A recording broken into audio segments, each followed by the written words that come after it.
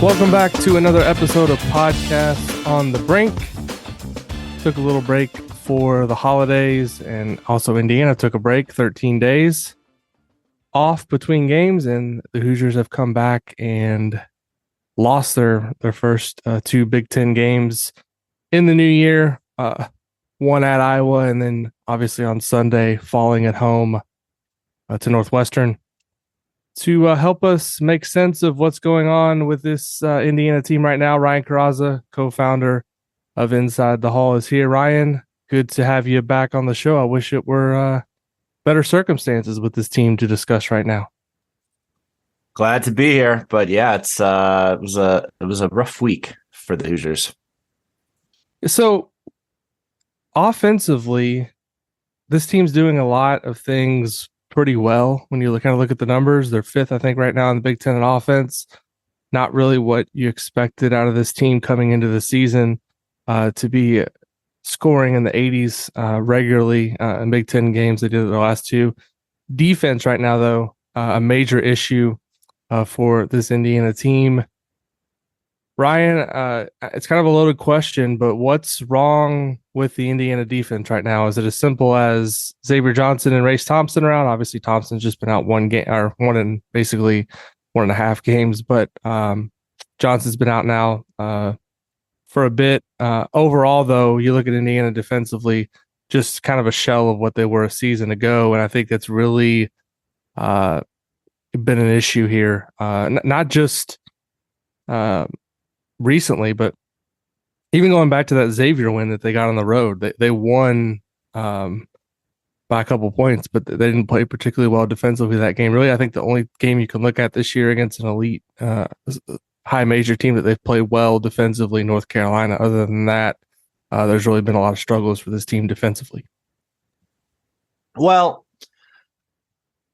I do think that in the last couple of games here, obviously Race Thompson did play in the first half for most of the first half against Iowa. I do think that a team that wasn't maybe playing quite as elite of defense before they went out now is really suffering the consequences of those two being out. I think Xavier Johnson is kind of the head of the stake, point of attack, on ball defense, can be really disruptive, and there's no one on the perimeter now that is replicating that. I mean, you can say CJ Gunn came in the first half against Northwestern and provided that energy, I'd say, but kind of looking back through the film, you can also see some real rookies / freshman mistakes that CJ Gunn is making still, just in terms of where he, some of the decisions he's making, some of the things that he's missing, where he's positioning himself that gave up easy baskets for Northwestern, right? So there's that. And then I think secondarily, same thing with missing Race Thompson. Couple things there. One is, you're not going to stop Chris Murray, but it became so, it's kind of, think some of these, superstar players, right? It's like, you're not going to stop these guys, but you're going to have to make them work. And I think in the first half, Race Thompson against Iowa made Chris Murray work. I think in the second half, Chris Murray didn't have to work to get his points. He easily scored against Jordan Geronimo, and kind of just kept it going the rest of that half. And it was a big reason why they were able to eke out that victory. I think another thing missing Race Thompson is just rim protection, right? With Trey Jackson Davis having his, back issues.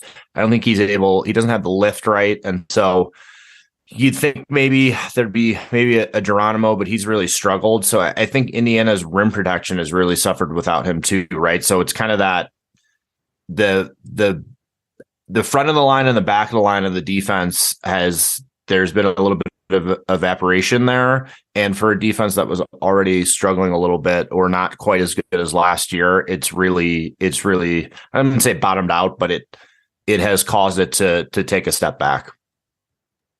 I mean, we saw yesterday Mike Woodson go to a zone defense, and that kind of tells you everything you need to know about how Indiana is doing right now in terms of keeping the ball in front of guys on the perimeter. As you mentioned, without Xavier Johnson out there, It's become a real problem for this team. I watched it up close yesterday. Just the start of that game was pretty alarming how easily Boo Buie and Chase Audige and Ty Berry to an extent were just kind of getting Northwestern into their offense, getting to the spots that they wanted to be in and executing plays. And when you let a team get confidence like that and kind of get to their spots and you're not disruptive at all of a sudden, it's kind of a snowball effect. And Northwestern really just got things going offensively early and it never slowed down. One thing I've really been thinking about, and I wrote this as one of my takeaways yesterday from the game, just Indiana's supporting cast right now beyond Jalen Hood-Schifino and Trace Jackson Davis is leaving a lot to be desired just in terms of production. You mentioned Jordan Geronimo struggling. To me, Tamar Bates obviously shown some flashes offensively early in the season. Looked like he might be ready to break out, but the last 2 games has been disappointing in terms of his scoring and his assertiveness, and defensively, I don't think he's been very good. Miller Kopp, kind of the same thing. I mean, they don't really run anything for him offensively to get him going. But, I think Indiana's going to need more kind of out of their supporting cast going forward. Do you kind of agree with that? And what, I guess, is, realistic in terms of some of these guys in terms of expectations for them going forward this season? I do think, for as well as Trace and Jalen Hood-Schifino have played offensively and scored and made shots. I mean, Hood-Schifino yesterday was, flat out, he was incredible scoring. I mean, he was a great shot maker, but I think the over reliance on both of them or relying on them so heavily is not the most sustainable form of offense for this team, because if they're not making shots, then what happens, right? And you kind of did mention it, but I think for as efficient as this offensive is, I think whatever, they scored 89 against Iowa, they scored 83 against Northwestern yesterday. They're 5th in conference on KenPom. They're still 22nd in offense. I mean, geez, they're the 21st best 3-point shooting team in the country at 38.2%. I would never have guessed that heading into this year. I don't think most would have. But that said, I just still think stylistically with this offense, it kind of doesn't allow some of these other guys to shine, right? Like Miller Kopp, nothing is run for him, right? There's nothing run to get these 3-point shots. There's not specific sets to run pin downs to free a shooter or, any of sort of this 5-out zoom action where maybe you can run a couple counters, get them going on a flare screen out to the wing or whatever. So in a lot of the transition buckets that he was getting, and when he would kind of run to the corners and guys were finding him against lesser teams, that transition stuff has kind of gone out the window. So I think that's kind of the flaw of this offense right now, is that as the defense has taken a step back, I really do actually think Indiana should lean into some more 3-point shooting, because it can help them offset the defense, which has taken a step back. And right now, I don't think it's structured in a way to allow some of the, Tamar Bates, same thing. I don't really see anything being specifically run for him. And I think if there was some different designs and it wasn't so, I don't know, I guess like star heavy, or, Indiana ran some different stuff, that it could help out the secondary players. I mean, Miller Kopp right now is, he's in the limited roles on KenPom, right? He's using, it's like his usage rate is 15.8. I mean, CJ Gunn has a higher, because when CJ Gunn comes in, he shoots, right? Geronimo has a higher, because he's another guy, kind of when he gets the ball, he'll shoot. Race Thompson, I mean, obviously Tamar Bates, and I think that's valid. But so I just kind of, it's like he can play a full game and shoot 2-3 times, and he's shooting over 40% from 3. I mean, Indiana has 3 players right now in their starting lineup that are shooting over 40% for 3. And I think it would be wise to lean into that more, especially when your defense is struggling, because it will help these other guys get going. And I think it plays to his strength. And, the last point of that is they're still, for being the 21st best 3-point shooting team in the country, they're 306th in attempts, right? They're shooting, 31.9% of their shots are from 3-point range. So I just think those numbers are imbalanced right now, and it could serve them well, especially during this defensive lull, to run some more action for that. Two things I saw yesterday that were really concerning. One, and there's no statistic to encapsulate this, but to me, it looked like Northwestern just wanted the game more. There was 50-50 balls. They were getting them, rebounds. They were getting them. They were, I never thought Indiana wasn't playing hard. I just thought Northwestern was playing harder than them. That was the first thing, kind of seeing the game up close, that kind of stuck out. The other thing was the turnovers. As well as Indiana's been playing this season offensively, in KenPom right now, they're 13th in the Big Ten out of 14 teams in terms of turnover percentage in Big Ten games, 20.5%. Last season, that number was 15.2%, which is fifth in the league. And sometimes you can get away with that, but yesterday Indiana simply did not get away with it. Those turnovers turned into, yesterday's turnovers turned into 25 points for Northwestern.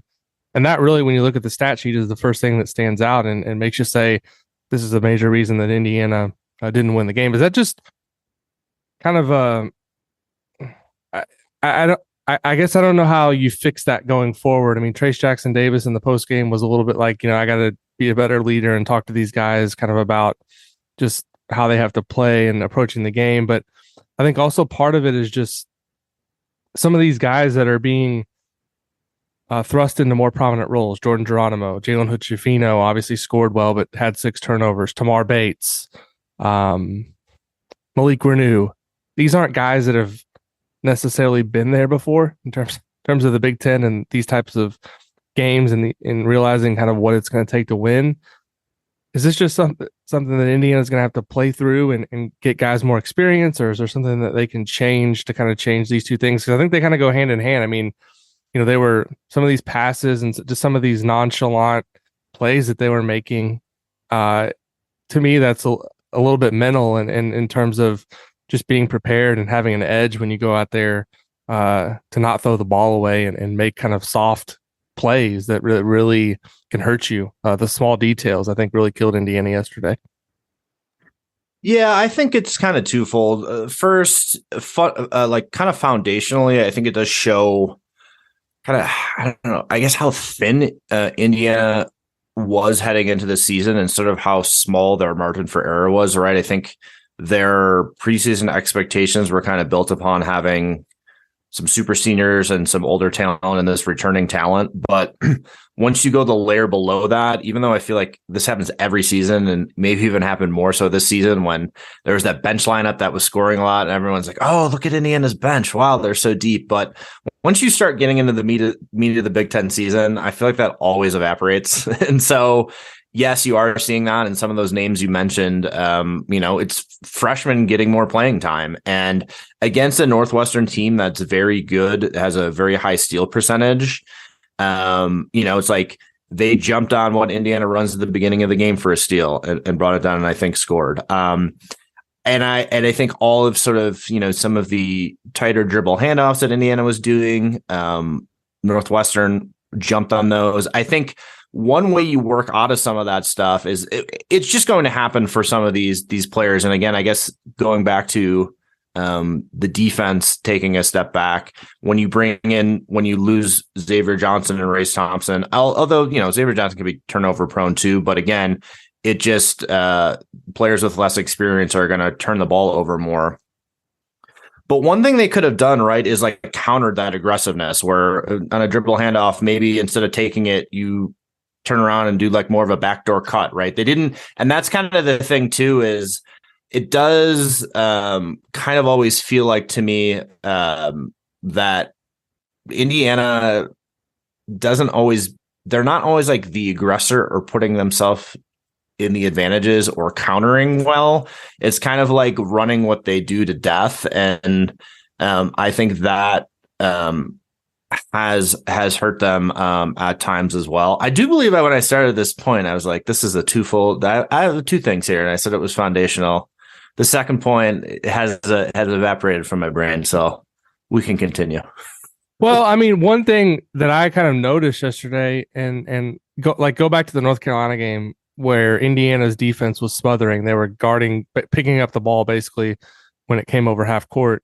If you watched early in the game yesterday, I mean, Northwestern was starting its offense kind of almost near the 3-point line, and then watch Indiana where they were starting their offense on the other end. You know, they were having trouble getting dribble handoffs completed 10 feet beyond the 3-point line. And I think that's just kind of, telling when you kind of looked at the game yesterday, and kind of feeds into what I was saying in terms of just the aggressiveness. I thought Northwestern was just far more aggressive in terms of kind of imposing their will and saying, obviously, Indiana they scored well enough to win the game. But I just think from an optics perspective, when you watch the game, it was clear that who was the more aggressive team. And so to me, that's something that has to change moving forward. One thing I wanted to ask you about was with Jordan Geronimo. Obviously, he gets the start yesterday against Northwestern, and he played a lot of the Iowa game. That second half didn't play particularly well against Chris Murray. And then post game yesterday, Mike Woodson mentions potentially having to tinker with the starting lineup again. To me, it sounds like Jordan Geronimo is probably headed back to the bench. Is at this point, I mean, obviously you don't want to count somebody out and say, this is kind of what they are, but this is the third year of Jordan Geronimo. To me, he looks in many ways similar to the guy that he was as a freshman in terms of his skills as a basketball player. There's a lot to like about him in terms of his length and his intangibles, and he can, affect shots at the rim at times and do some other things that kind of stand out from an athleticism standpoint. But in terms of being an improved basketball player, I just don't really see a whole lot that has improved. There's not been a lot of consistency. Is this a situation where Indiana's going to have to kind of maybe change what it's going to do in terms of the lineup with Race out, and maybe you go smaller with Kopp at the 4, or do you bring in Renew and let him play the 4 and maybe make Geronimo's role a little bit less? Do we see Caleb Banks? Do we see Logan Duncombe? I just wonder with Geronimo, he's obviously been given a chance here and hasn't performed. I wonder if his role going forward is going to be a little bit diminished. Yeah, I think again this goes back to how thin the depth is, right? And I do agree that I guess the word I use is he does almost appear to have regressed, right? Because I think last year, when he could really provide a spark, some energy, he would get that offensive rebound tip back. Like, he would come in and change the energy. He would kind of throw a ripple into everything in a positive fashion. And I think this year he's really struggled just to play within the system, and he's picked up fouls, and, their fouls were like the other team grabs the rebound, but he's like reaching in, and he's simply just been beat one-on-one in the post a number of times as well. And I think teams are sort of knowing that they can just go in against him, and it's a good matchup. So yeah, he's really struggled. And you start naming some other names. Okay, if you start Renew in place, all of a sudden you're looking at Renew and Trace Jackson Davis as your front court, and you start looking at the spacing issues, right? And having 2 posts. And so that's, I personally don't think is an easy path forward in terms of the front court. And Renew certainly has had his foul troubles and has also kind of stuck out for not being able to be within a kind of the system as much.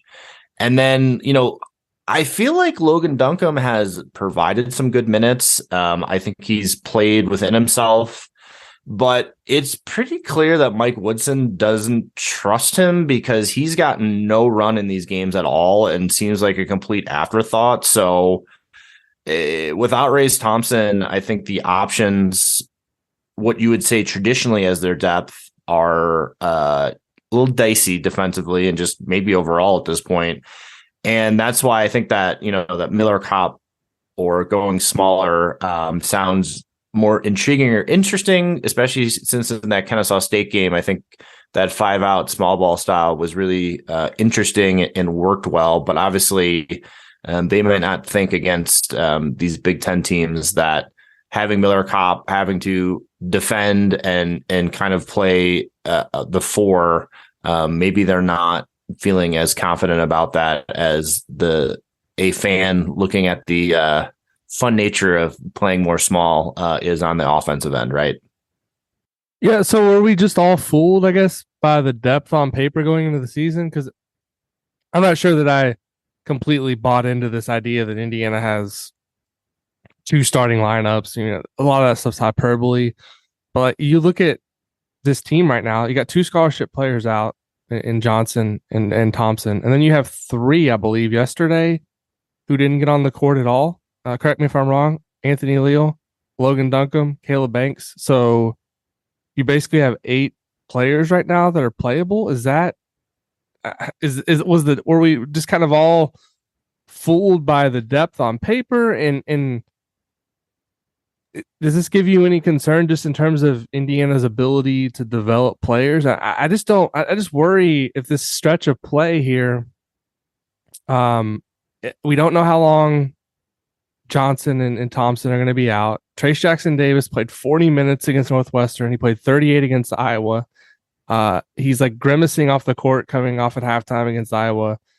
I just wonder at some point, do you have to play some of these guys a little bit to kind of keep this season going and give yourself a chance to maybe get guys healthy in February and make a run at that point? But I mean, going down to basically just having 8 players who you can even put in the game is a little bit befuddling to me, I guess is the right word, after what we kind of thought about this team and its depth going into the season.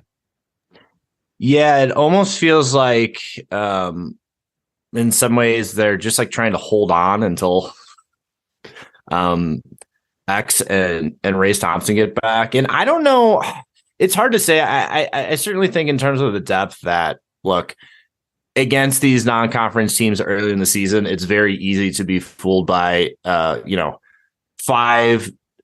higher major scholarship players playing against lower level competition are going to look good, right? Because there's a reason they're on a Big Ten team, right? So I think that's part of it. And that's just something I feel like happens every year. There's always some talk about how deep the team is, and that never comes to fruition. So I just think that's like a consistent narrative. But I also think some of it is just roster construction and just who some of these guys are. I mean, I look at a Trey Galloway who, plays really hard, understands the system on both ends. Certainly, I think has improved this year. His 3-point shooting is better. You're a little bit more confident with him taking that shot. I think he's got a decent floater game now, but I also think that he's a little bit more limited on the offensive end beyond that. And so it's kind of a collection of, Miller Kopp's maybe like another one where obviously he's a great 3-point shooter. He can sometimes, ball fake, put it on the floor and run like a counter off of, guys closing out hard on him. But other than that, there's not, the team is not constructed of multiple players that can like put it on the deck, that can shoot, that can defend, that can rebound, right? And so again, for as efficient as the offense has been, like just the construction in general, I feel like isn't as much sort of your modern style of basketball, and they're kind of just operating on almost like a stubbornness and maximizing the individual talents of a couple players instead of running a system that is more like democratic in terms of like everybody getting a voice in the offense. Yeah, that makes sense. I agree with a lot of that. I feel like we've talked about a lot of just kind of the negative of the season so far, but one thing I did want to mention is just Trace Jackson Davis and how well he played yesterday. seeing that performance up close, just seeing how hard he was playing, going a full 40 minutes, grabbing 24 rebounds, which I think was the most by an IU player since Steve Downing in 1971. He almost, I think he had 7 assists in the first half, only had 1 in the second half, but there was a while there where he was kind of on triple-double watch. I think sometimes in the moment we don't appreciate guys as much as we should, but just in terms of Trace's growth as a player, obviously he's not really added that jump shot, and obviously that's not going to come to fruition because this is his 4th season, and if he was going to do it, he would have done it by now. But overall, just how impactful he's been to this program. I don't think you can really say enough just about how hard he's playing right now and trying to carry this group on his back. I thought yesterday was one of his better games that we've ever seen from him in an IU uniform.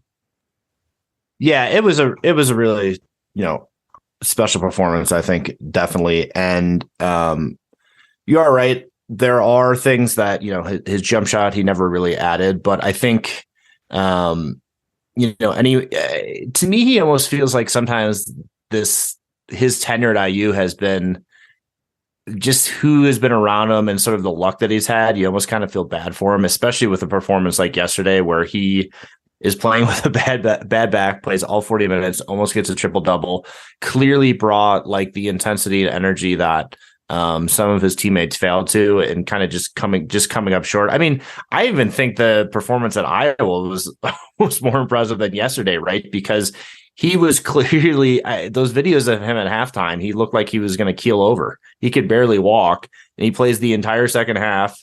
I forget how many he had. He scored, 16 or something in the second half. He scored, and really kind of carry them there. So I almost look at that like on the road because yesterday he had some more mobility. Not saying I'm sure he's still in some pain, but he didn't look so visibly hobbled yesterday. So I almost look at the Iowa performance as being a little bit more impressive, even if the numbers and playing the full 40 yesterday was, numbers wise, maybe jumps out. So yeah, I mean, he's just really, really,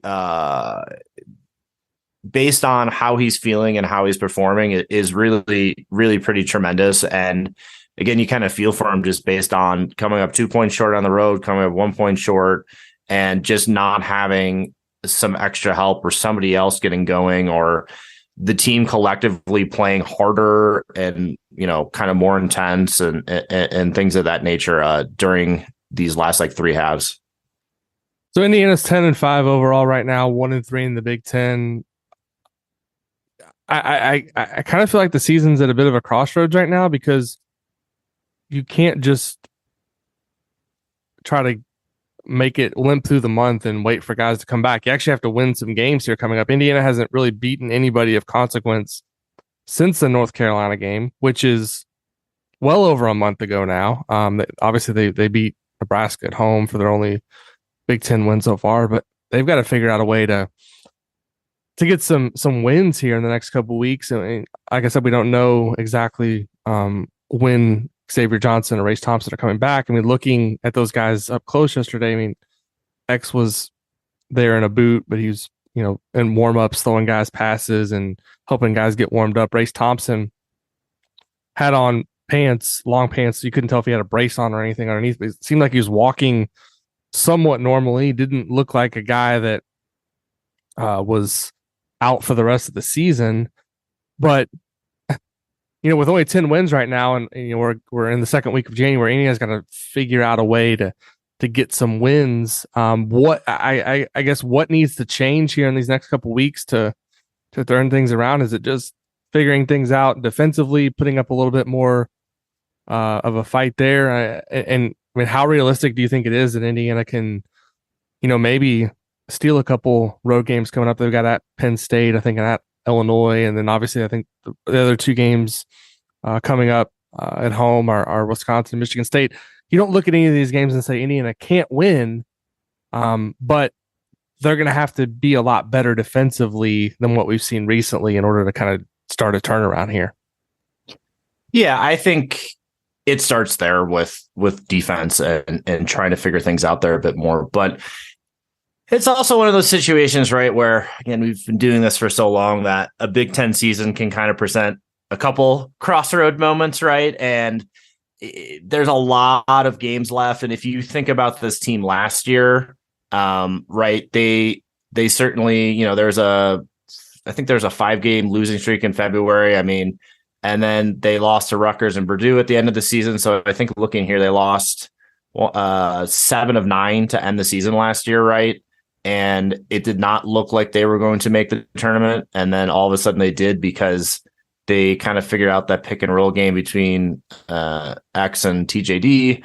So this could be a situation where, I do feel that they shouldn't be looking at this as kind of feeling sorry for themselves, or kind of not bringing enough, or like, well, we don't have 2 of our starters, so hey, we still played really well, but we kind of just came up short, right? Like, they have to have a little bit more of a killer instinct in some of these upcoming games. But there is a scenario in which, maybe they can eke out a little bit in the next couple of weeks here and kind of stay afloat. And then if Xavier Johnson comes back in February, I think with Thompson, it's kind of a little bit more up in the air. But if both of them come back in February, maybe they get a little spark from that. Some of these bench players that got some run in these games maybe improve a little bit. And then all of a sudden you're heading into whatever, early mid-February, and you go on a bit of a run there.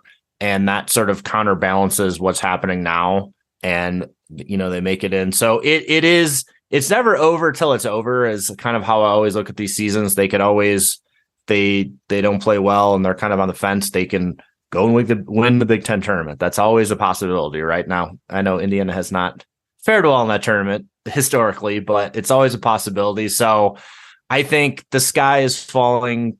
Certainly can happen here, but the reality is they've lost a game by 2 points, a game by 1 point, and they're missing 2 starters right now. So to me, defense, but also it's just the margin between being a middling Big Ten team and being a top 5 Big Ten team can sometimes be so small. And it's just sometimes about when the buzzer sounds and what the score is, or those couple of plays, or that little hustle here, or that loose ball here. And that little margin right now, I think Indiana is falling on the losing side of. And if they can, shore up some fundamentals, things of this nature, and just turn the dial a little bit more in their favor, I think can also go a long way going forward here, especially with 2 starters out. Last thing I wanted to ask you about, Mike Woodson obviously got Indiana back to the tournament last season, but this is the first time, just kind of, from the fan base, I feel like there's been some questioning just in terms of, what he's doing, I guess, in terms of a coaching, from a coaching perspective. Obviously in the Inside the Hall community, there's a lot of fans in there, and who are they've seen the preseason expectations, and they've kind of seen where this team is now. And I think there's a lot of caveats to kind of what has transpired so far. You mentioned injuries. That's obviously a big part of it, but Woodson has also kind of just had this next man up mentality. And so by virtue of him kind of saying that all season, fans are kind of like, well, it should be next man up. Like, why aren't we winning these games? And then you also look at just his record in regular season Big Ten games, 10-14 now. So far, obviously a pretty small sample size, 12-15, I believe, if you throw in the Big Ten tournament. Just what, Ryan, can you make of his performance so far, just in terms of a coach? Obviously, he got Indiana back to the tournament last year. That was kind of the stated goal. But then this year, I think, has to be looked at a little bit differently, because they came into the season with these expectations.